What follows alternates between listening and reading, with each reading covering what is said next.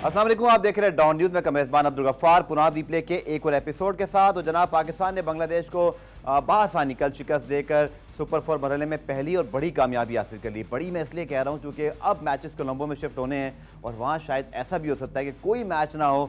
और आगे चल के प्रोग्राम में आपको तफसीली तौर पर बताऊँगा कि अगर जो इस वक्त हमें खदशा है कि कोलंबो में अगर मैचेस नहीं हुए और जो बारिश की वजह से फाइनल में मुमकिन ना हुआ तो फिर क्या जो है वो पॉसिबिलिटी होगी। शेड्यूल आपके सामने मौजूद है, लेकिन ये दुआ करनी है कि जो मैचेस हैं ये कोलंबो में हो ही जाएं, वरना मुझे लग रहा है कि सबके आगे NR यानी नो रिजल्ट और सामने एक बारिश का बादल ना बना हो, क्योंकि इसके ज़्यादातर इम्कानात हैं। और बारिश की पेशगोई के हवाले से लेटेस्ट अपडेट भी आपको बता दूं कि कल रात से हमें अच्छी खासी बारिश हुई है और फोरकास्ट भी यही मौजूद है। कल पाकिस्तान की शानदार कामयाबी बॉलिंग के बाद बैटिंग में भी पाकिस्तान ने अच्छी कारकर्दगी दिखाई और लगता ही है कि पाकिस्तान ने बड़ी हद तक सुपर 4 में अपनी जो पोजीशन है मुस्तहकम कर ली है। पाकिस्तान के 2 पॉइंट से बाकी टीमों को अभी खेलना है और अगर उनको मैचेस मिले तभी जो है वो आगे बात बढ़ेगी।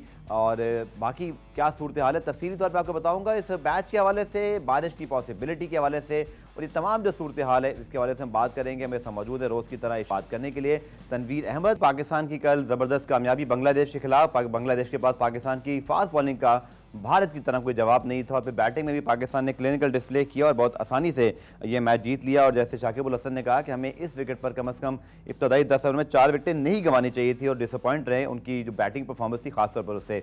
ना तनवीर से बात करें, तनवीर जो हमने बात की थी कि पाकिस्तान की बॉलिंग इतनी तगड़ी है कि बैट्समैनों का काम आसान हो जाता है। इस विकेट पर जहां शायद जैसे शाकिब भी कह रहे थे कि बड़ा टोटल हमें करना चाहिए था, 193 तो कोई स्कोर ही नहीं था और वही हुआ जो पाकिस्तान ने एक बहुत आसानी से रन चेस को हासिल कर लिया। और जैसे मैंने कहा कि कोई पता नहीं कोलंबो में सारे मैच से बारिश होनी है, तो आपने 2 बहुत कीमती पॉइंट हासिल कर लिए। कीमती इसलिए कि शायद बाकी टीमों को पॉइंट ही नसीब ना हो और आप डायरेक्ट फाइनल में पहुंच जाएं।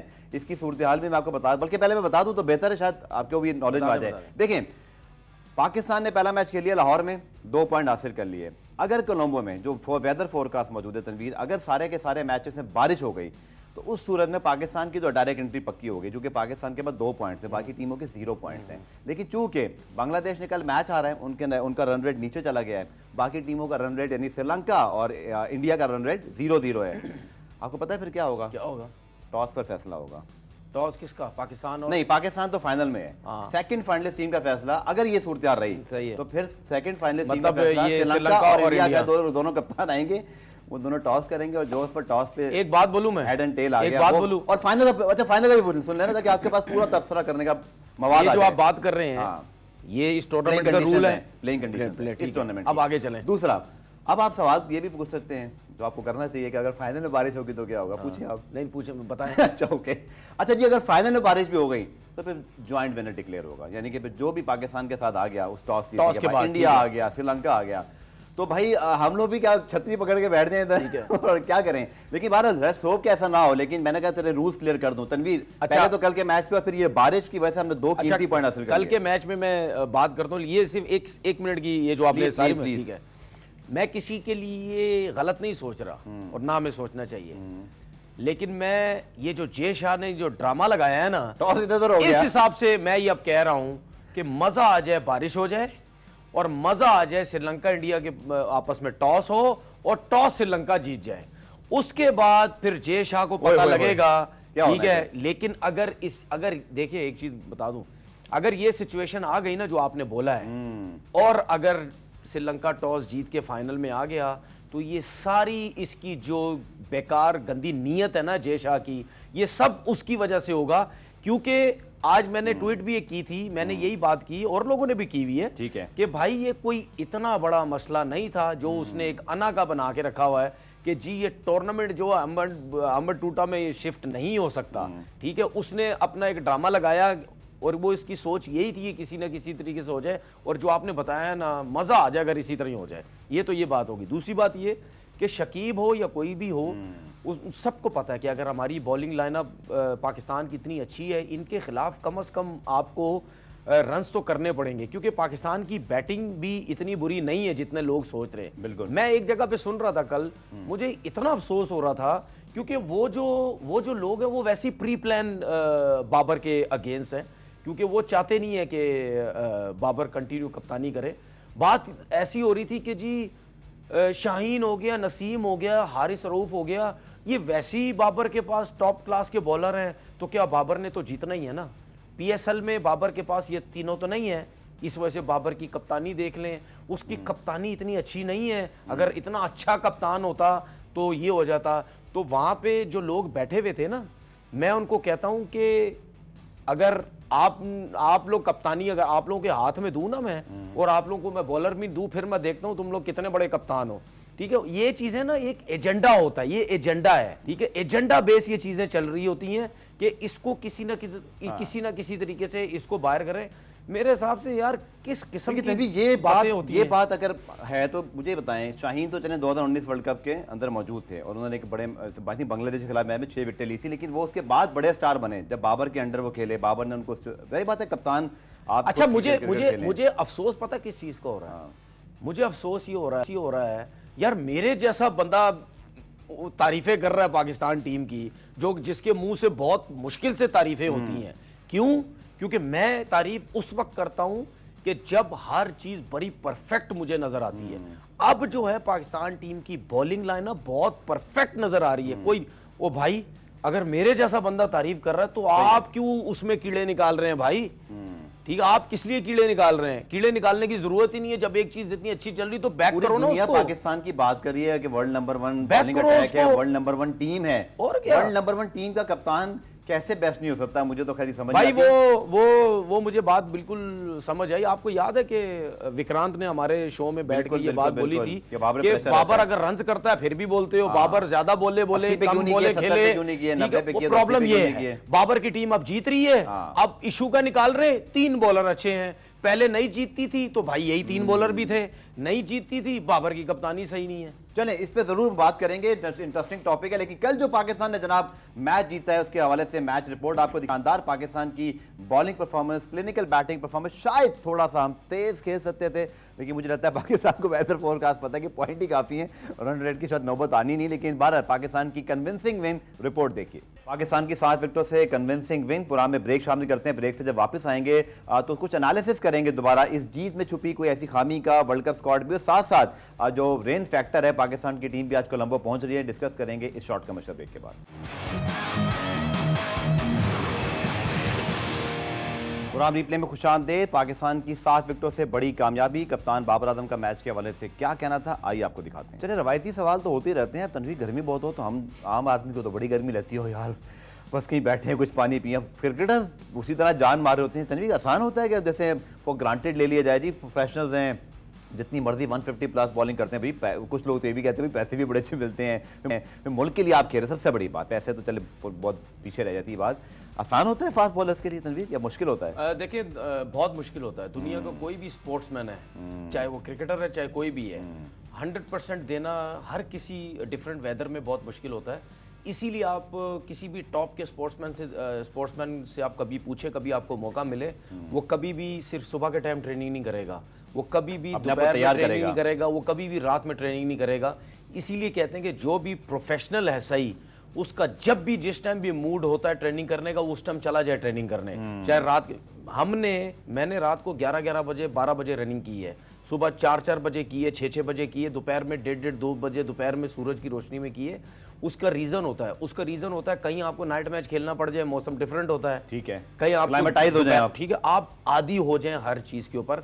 उसके बाद जब परफॉर्मेंसेस अच्छी नहीं होती, जिसने क्रिकेट खेली है, अगर वो उस चीज के ऊपर बात करता है ना, तो क्यों, अगर वो सही करे गलत करे, उसको पता होता है कि यार मैंने तो खेली, मुझे पता है ये क्या चीजें क्या नहीं है।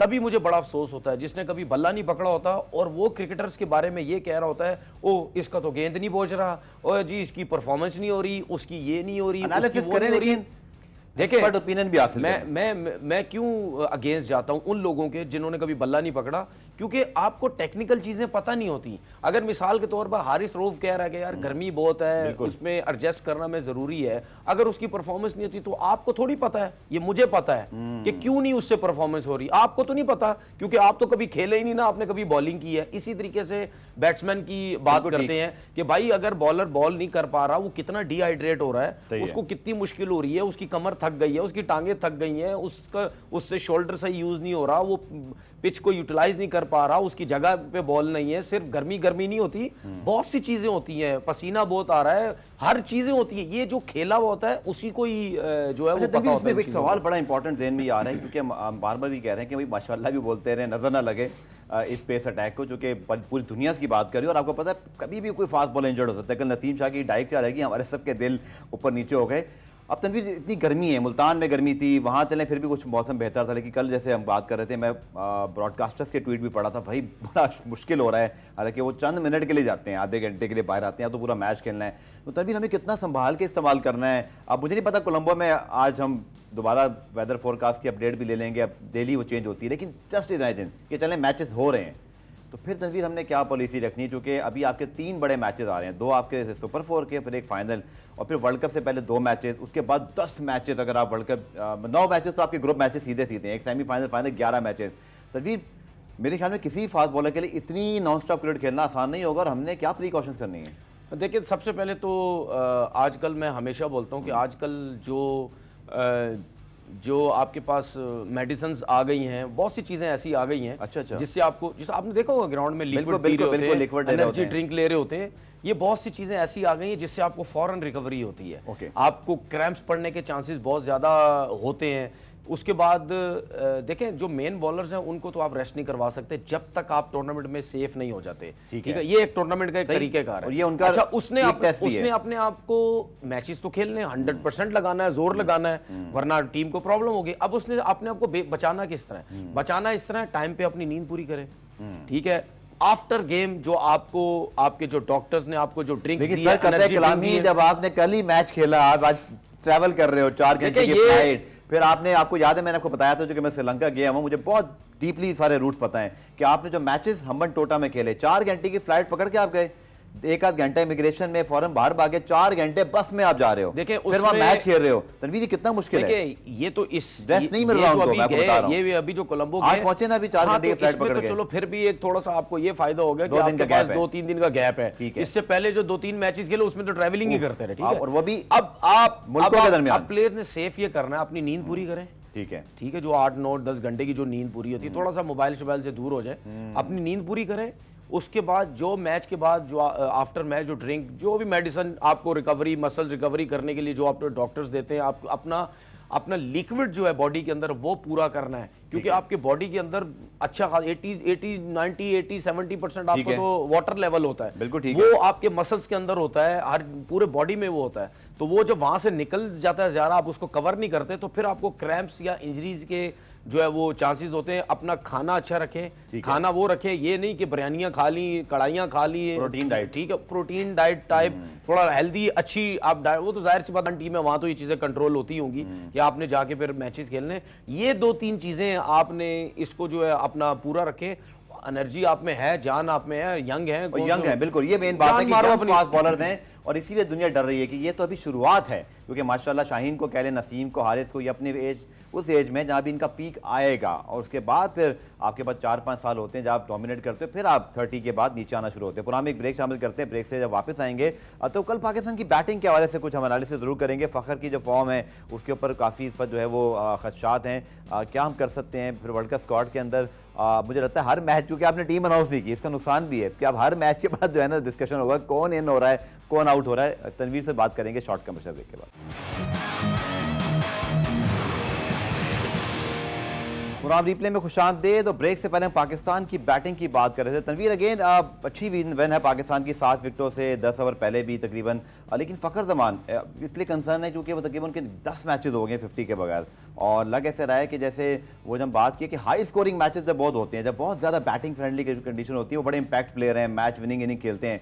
प्रॉब्लम क्या है? फॉर्म नहीं है, कॉन्फिडेंस का इशू है, बैड लक चल रही है, कभी कभी आप चाह भी रहे होते हो, रन नहीं कर पाते, अच्छी बॉलें पड़ रही हैं, कल तो कैच भी ड्रॉप हुआ उनको किस्मत ने भी उनका साथ दिया, बट फायदा नहीं उठा सके। कैसे एनालिसिस करें? देखिए, सबसे बड़ी वजह फ़खर ज़मान की आउट ऑफ फॉर्म होने की ये है, वो जिस तरह अटैकिंग क्रिकेट खेलता है, बहुत खुली क्रिकेट खेलता है। ये सिर्फ फ़खर ज़मान की बात नहीं कर रहा, दुनिया का हर प्लेयर, आपको याद होगा ब्रायन लारा भी एक दौर में ऐसा था कि वो नफसियाती हो गया था कि मुझसे रन क्यों नहीं हो रहे। बिल्कुल, सचिन तेंदुलकर के साथ हुआ कप्तानी में। नहीं, सचिन तेंदुलकर की बात नहीं कर रहा, सही, मैं वीरेंद्र सहवाग, ये क्या नाम है इसका, ब्रायन लारा, ठीक ठीक है, या जो अब फखर जमान हो गया, जो खुला खेलने वाले अटैकिंग सही है।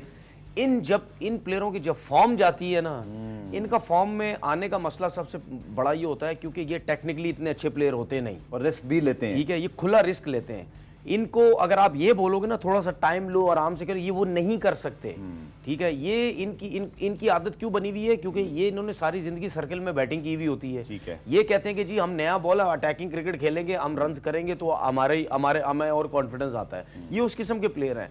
अगर बाबर आउट ऑफ फॉर्म होगा, ठीक है, Sachin Tendulkar out of form होगा, इस किस्म के प्लेयर आउट ऑफ फॉर्म होंगे, ये मिड में खेलते हैं, आगे सर्किल से बाहर खेलते हैं, उस टाइम स्पिनर लगे हुए होते हैं, इतना वो होता नहीं, ये आराम से थोड़ा मैच चला सकते हैं, सिंगल डबल्स करके नीचे खेल के। फखर को अब क्या करना चाहिए यार? फखर को अपनी फॉर्म में आने के लिए कहीं ना कहीं उसको थोड़ा बहुत कॉम्प्रोमाइज अपनी बैटिंग में करना पड़ेगा। कोशिश करें, या इसी तरह ही खेलते खेलते ये 20 मैच के बाद कहीं फॉर्म में आएगा, कहीं आउट ऑफ फॉर्म रहा तो इसी तरह ही रहेगा।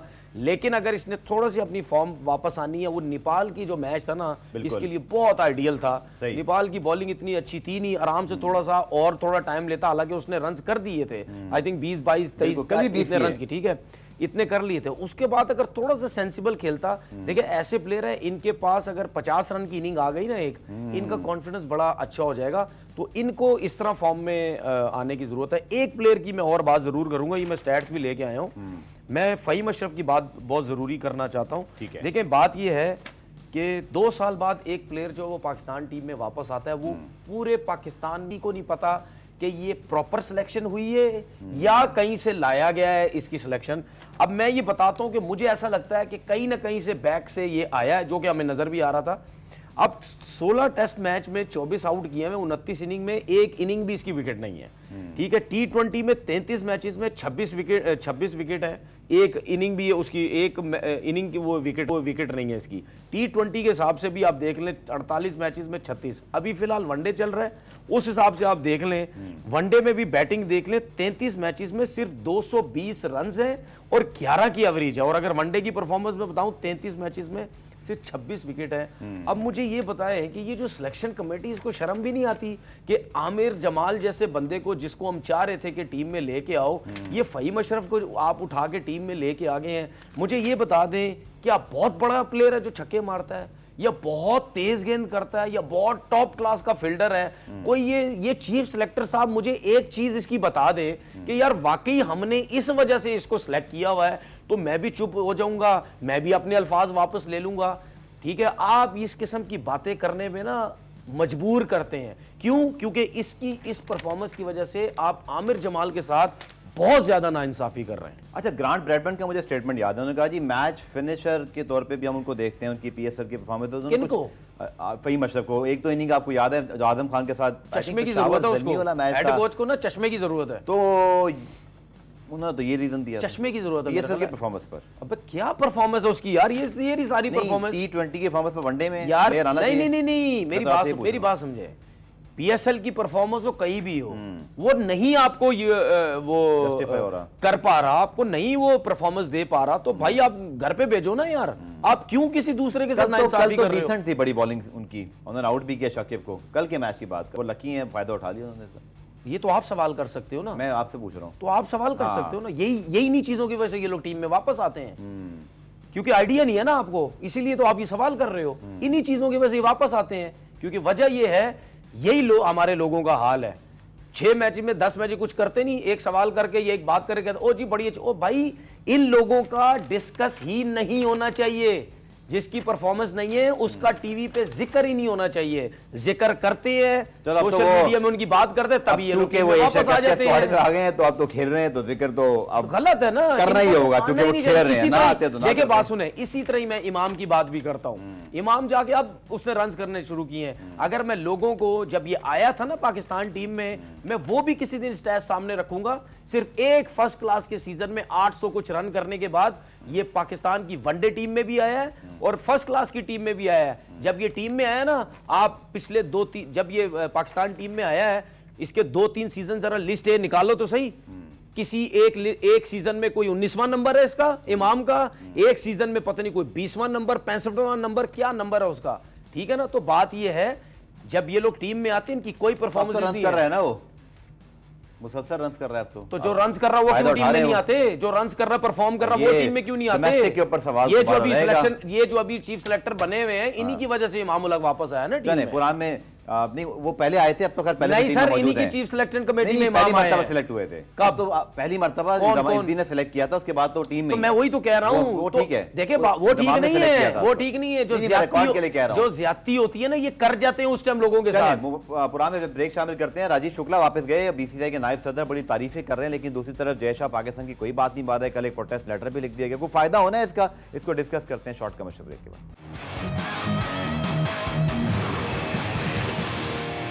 चुनाव रिप्ले में खुशामदीद। और पाकिस्तान, भारत की क्रिकेट नहीं हो रही, लेकिन भारतीय क्रिकेट बोर्ड के ऑफिशियल पाकिस्तान आए। उनकी टीम नहीं आई थी, लेकिन उनके सदर, उनके नायब सदर पाकिस्तान आए। ना सिर्फ उनका वेलकम किया गया, गवर्नर हाउस में जो एक बहुत बड़ा फंक्शन हुआ उसमें भी उनको मदऊ किया गया, बहुत इज्जत दी गई। राजीव शुक्ला साहब ने भी इसको एडमिट किया और जाकर जब इंडियन मीडिया से बात की, क्या उनका कहना था आइए आपको दिखाते हैं। पता तो यही है कि दोनों की सरकार करेंगे, लेकिन हमारी क्रिकेट बोर्ड में, हम में, हमारे क्रिकेटर्स में, फैंस में ये ज़रूर करेज मौजूद है और एक ओपन बात करते हैं कि क्रिकेट होनी चाहिए। आप तो ये भी नहीं बोलते, ये क्यों नहीं बोलते? ये क्यों बोलते हैं कि इंडियन गवर्नमेंट फैसला करे? क्रिकेट बोर्ड के ये नायब सदर हैं। देखिए राजीव शुक्ला साहब और आईपीएल के साबिक चेयरमैन भी। राजीव शुक्ला साहब को मैं एक, अगर मेरी इनसे बात होती या किसी तरीके से मैं कर पाता तो मैं ये ज़रूर पूछता कि मुर्गी शुर्गी तुसी खादी, बिरयानी शरनी खादी, एंजॉय कितना है या नहीं एंजॉय कितना है? ठीक है, जिस काम के लिए आप आए थे आपने एंजॉय किया नहीं? बिल्कुल करवाया, उन्होंने एडमिट किया। बिल्कुल। दूसरी बात ये है कि जब आप वापस आए अपने घर, क्या अल्फाज यूज़ किए उन्होंने? कि भारत सरकार पाकिस्तान चाहता है, या बेशक वहाँ बैठ के आपने ये भी बोला कि हम चाहते हैं, हम दोनों चाहते हैं, ठीक है, कि जी पाकिस्तान और इंडिया की क्रिकेट होनी चाहिए। लेकिन आप जब वापस घर आए आपने क्या बोला कि जी सरकार जो चाहेगी वही सब कुछ होगा। इनको ये मैं मैसेज दे दूं, पाकिस्तान पूरा, पाकिस्तान क्रिकेट बोर्ड, पाकिस्तान की अवाम, पाकिस्तान के क्रिकेटर्स, इन सब के मुंह से एक ही अल्फाज निकलते हैं कि हम इंडिया से खेलना चाहते हैं। ठीक है। और आप लोगों के मुंह से क्या निकलता है? और जितने भी क्रिकेटर्स हैं इंडिया के, मैंने कभी भी किसी के मुंह से ये नहीं सुना कि बीसीसीआई गलत कर रहा है, इंडियन गवर्नमेंट गलत कर रही है, हमें पाकिस्तान के साथ क्रिकेट खेलनी चाहिए। इनके मुंह से मैंने कभी नहीं सुना। पता नहीं कौन सा डर बैठा हुआ इन क्रिकेटर्स को, और जी गवर्नमेंट बोलेगी तो हम करेंगे। तो भाई जिस किस्म की आपकी गवर्नमेंट है वो तो कभी भी नहीं क्रिकेट खेलेगी पाकिस्तान के साथ, वो तो कभी नहीं चाहेगी पाकिस्तान के साथ क्रिकेट खेलना। क्योंकि मुझे तो ये समझ आती है कि इंडियन गवर्नमेंट चाहती ही नहीं है। मुझे अच्छा एक चीज बड़ी हैरत की बात है, ये आपको भी लगती होगी हैरत, क्रिकेट के अलावा सारे स्पोर्ट्स हो रहे हैं। ठीक है। ओ भाई क्रिकेट में क्या तकलीफ है? क्रिकेट क्यों नहीं हो रही? चलिए, आपने बिल्कुल ठीक कहा। राजीव शुक्ला साहब पहुंचे, तारीफें की, लेकिन अगेन बात वही है कि जी हुकूमत फैसला करेगी, हुकूमत ने क्या फैसला करना है वो हमें सबको पता है। पुराना रिप्ले में आज के लिए इतने, कल दोबारा से मुलाकात होगी, तब तक के लिए अल्लाह हाफ़िज़।